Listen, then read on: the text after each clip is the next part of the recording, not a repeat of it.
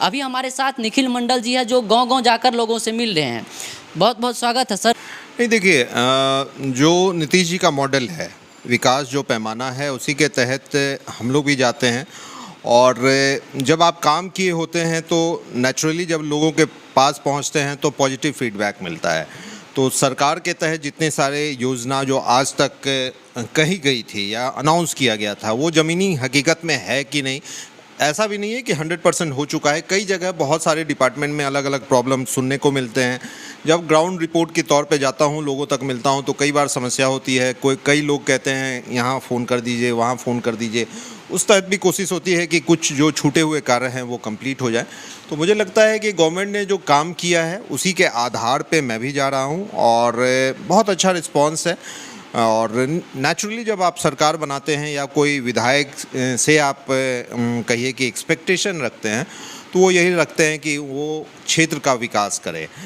तो ओवरऑल सरकार की अब अगर बात करें, हालांकि हमारे मधेपुरा विधानसभा में तो विपक्ष के विधायक हैं, लेकिन फिर भी ओवरऑल सरकार का अपना एक जिम्मेदारी होता है कि चाहे वो पक्ष का विधायक हो या विपक्ष का हो, ओवरऑल सभी क्षेत्र में काम करना। तो निश्चित रूप से नीतीश सरकार ने किया है, एनडीए सरकार ने किया है, जिसको लेके बखूबी लोग ताली बजा रहे हैं।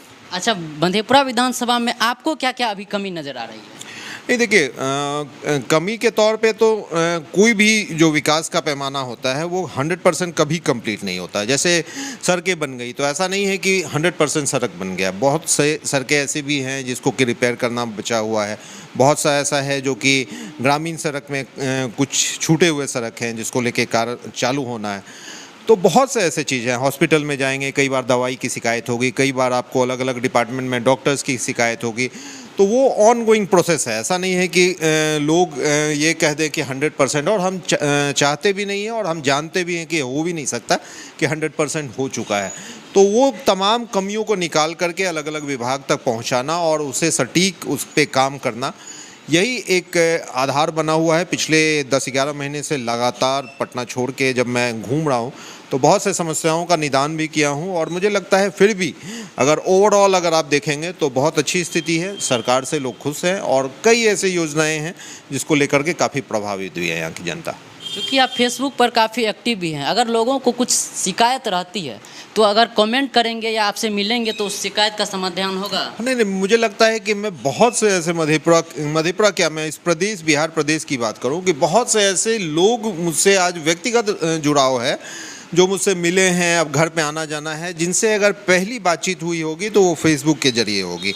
वो एक ऐसा माध्यम रहा है मेरे लाइफ में। 2008 से मैं फेसबुक पे हूँ, अब तो काफ़ी लंबा टाइम हो गया, 16 साल हो गए मुझे, 17 साल हो गए इनफैक्ट। और कई लोग ऐसे हैं जो पहले मैसेंजर से बातचीत हुई, फिर फ़ोन नंबर एक्सचेंज हुआ, फिर आना जाना हुआ और उसके तहत आवेदन लेकर के आए, कईयों का काम हुआ है। और मुझे लगता है कि बहुत लोग ये लिखते भी हैं कि आपके तहत ये काम हो गया, लेकिन ऐसी बात नहीं है। काम उनका होने वाला था, कहीं ना कहीं कुछ परेशानी थी, तो मैं एक जरिया बन जाता हूँ, तो शायद किन्हीं का काम हो जाता है, तो मुझे भी सुकून मिलता है और उन्हें भी राहत मिलती है।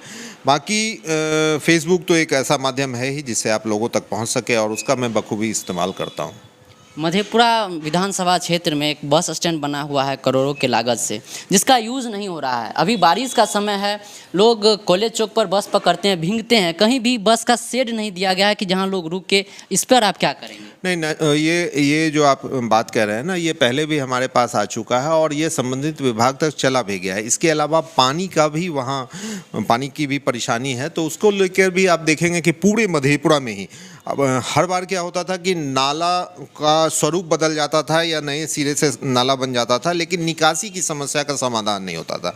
लेकिन ये पहली दफ़ा है कि पूरे शहर में नाला भी बन रहा है और उसको निकासी का भी जो समस्या था उसका परमानेंट समाधान किया जा रहा है। तो मुझे लगता है कि समय लगेगा, मुझे लगता है कितना भी कम समय लगे तो 1 साल का और समय कम से कम लगेगा, क्योंकि काफ़ी बड़ा प्रोजेक्ट है। और उसके बाद ये पानी की समस्या जो है वो मधेपुरा से मुझे लगता है हमेशा के लिए ख़त्म हो जाएगी।